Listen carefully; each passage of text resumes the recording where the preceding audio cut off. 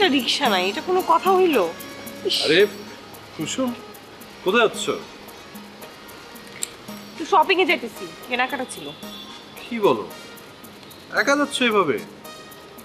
বাসার কাউকে নিয়ে নিতা, কিন্তু মাথা ঠিক আছে? এলাকার অবস্থা তুমি জানো না কি রিস্কি একা বেরোনো। তুমি না, আচ্ছা এক কাজ করো, আমার গাড়ি নিয়ে যাও তুমি। আমি কেন আপনার গাড়ি নিয়ে যাব? ভাই রে, আমরা এত বড় লোক না, মাইলের পর মাইল হাঁটা আমাদের অভ্যাস আছে। কুসুম, তোমার না অনেক কিছু আমার ভালো লাগে, একটা জিনিস আমার ভালো লাগে না, সেটা হলো তোমার আনএথিক্যাল জিদ। এই জিদের কোনো মানি নাই। আরে বাবা, তুমি বাইরে যাচ্ছ, আমি তোমার সেফটির জন্য গাড়ি দিতে চাচ্ছি। তাছাড়া আমার গাড়ি গ্যারেজের মধ্যে বসে আছে, আমার ড্রাইভারও বেকার বসে আছে। একটু যদি হেল্প নাও তাহলে কি মহাভারত অশুদ্ধ হয়ে যাবে? মহাভারত অশুদ্ধ হবে, কারণ আমার মতো আপনার বাড়িতে আরো অনেক ভাড়াটি আছে, তারাও তো প্রতিদিন বাইরে যায়, রাস্তায় হাঁটে। কই, আপনি তো আমার মতো তাদেরকে গাড়ি অফার করেন না? করেন? আমি না তোমার কথাবার্তা কোনো মানি খুঁজে পাই না। আমি কি আমাদের বিল্ডিং এর অন্য কাউকে ভালোবাসি? ভালোবাসি না। এই যে কুসুম, কুসুম হলো আমার ভালোবাসার নাম, তার প্রতি আমার একটা দায়িত্ব আছে, দায়বদ্ধতা আছে। ভালোবাসার মানুষের সাথে যদি অন্যদেরকে মিলিয়ে দাও তাহলে চলবে? একদমই চলবে না। এই যে তুমি আমার সাথে দাঁড়িয়ে কথা বলছো, এর বাড়ির কেউ কি পারতো তোমাকে দাঁড় করিয়ে কথা বলতে? পারতো না। তুমি আমার সাথে কেন দাঁড়িয়ে কথা বলছো তুমি বুঝো না?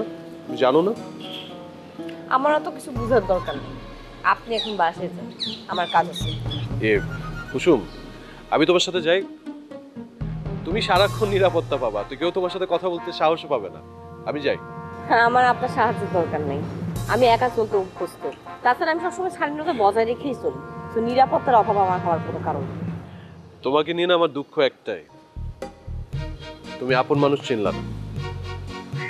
যাকে আমি সব সময় ছায়ার মতো আগলে রাখতে চাই, সে মানুষটা আমাকে বুঝলো না। আপনার কথার অর্থ আমি বুঝি। শুনেন, এখন বাসায় যান। আপনার সাথে যদি এখানে দাঁড়ায় দাঁড়ায় আমি কথা না বলতাম না, তখন আমার কাজটাই শেষ হয়ে যেত। হ্যাঁ, আমি তো তোমার বিরাট ক্ষতি করে ফেললাম, তোমাকে এতক্ষণ দাঁড় করিয়ে রাখলাম, তাই না?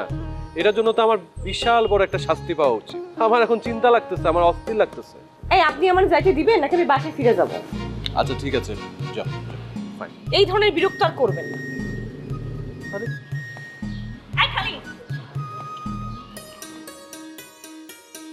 আমি তোমাকে শান্তিতে থাকতে দিব না, অন্তত বিয়ের আগ পর্যন্ত।